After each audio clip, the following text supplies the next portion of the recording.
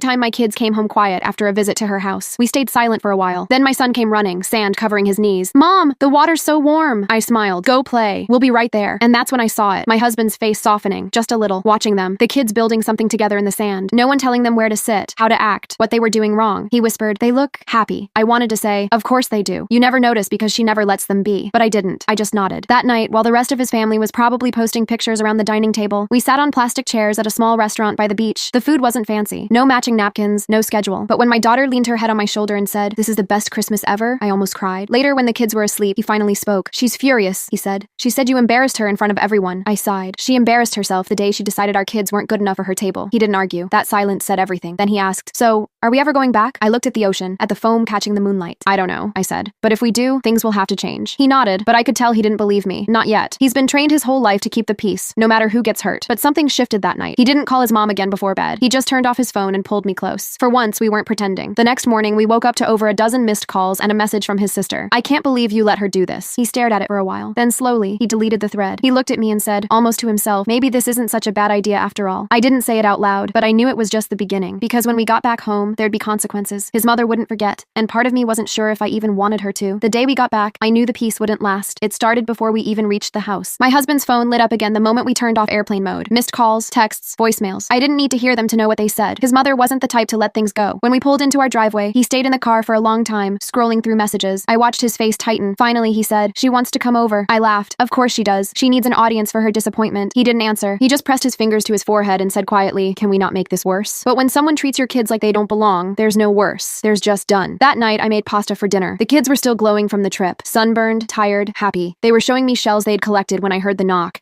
3 sharp knocks. The kind that said, "I'm not asking permission to enter." I didn't want to open it, but I did.